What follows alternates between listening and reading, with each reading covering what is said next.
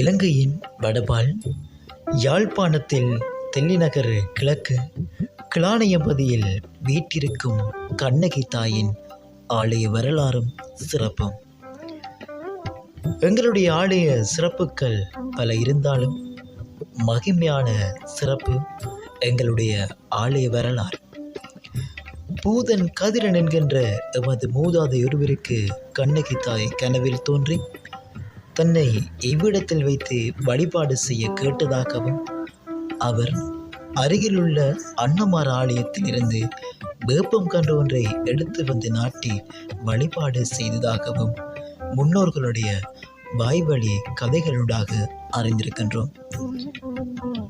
அவரினை தொடர்ந்து அவரது மூத்த பிள்ளை பசுபதி சின்ன பிள்ளை குடும்பத்தால் சிறு ஆலயமாக அமைக்கப்பட்டு பூசை வழிபாடுகள் ஆற்றியதாகவும், அவரோடு இணைந்து அவருடைய 9 சகோதரங்களும் அவ்வூர் மக்களும் ஆலயத்தின் மீது தீரா பக்தியுடையவராக காணப்பட்டனர். ஆரம்பத்தில் ஆகமம் சாரா வழிபாட்டு முறைகளே பின்பற்றப்பட்டு வந்தது. பின்னர் நாட்டில் ஏற்பட்ட பாரிய யுத்தத்தால் எல்லோரும் இடப்பெயர்வுக்குள்ளானர். ஆனால் அக்காலத்தில் ஆலய வழிபாடுகளுக்கும் ஆலயத்தை எவ்வித சேதமும் இல்லாமல் எந்தவித குறைவும் இல்லாமல் பராமரித்த பெருமை ரத்தினம் நாகலோஜினி பவி என்கின்ற அடியாரியே சார். இவ்வாறான பொழுது 2008ஆம் ஆண்டு 11ஆம் மாதம் 26ஆம் தேதி ஏற்பட்ட பாரிய புயல் எதிர்பாராத வகையில் பலமாக வேரூன்றி இருந்த தலைவிருட்சம் வேப்ப மரம் பாரி ஆலயத்தை முற்றாக அளித்தது.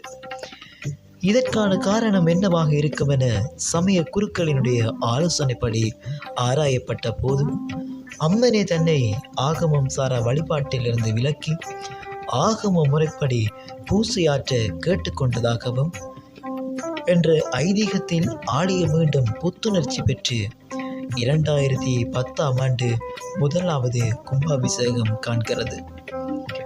ஆகம முறைப்படி பூசைகளும் ஆற்றப்படுகிறது. பங்குனி மாத உத்தர நட்சத்திரத்தினை மையப்படுத்தி ஆலயத்தின் திருவிழா இடம்பெறும். 12 நாட்கள் சிறப்பாக ஊர் மக்கள் கூடி மகோத்சவம் இடம்பெறும். இதில் சிறப்பாக இடம்பெறுவது வேட்டை திருவிழா. எமது கண்ணகி தாய் எங்கிருந்து வந்து குடியமர்ந்தாலோ அவ்வாலயம் சென்று வாழை வெட்டும் மரபும்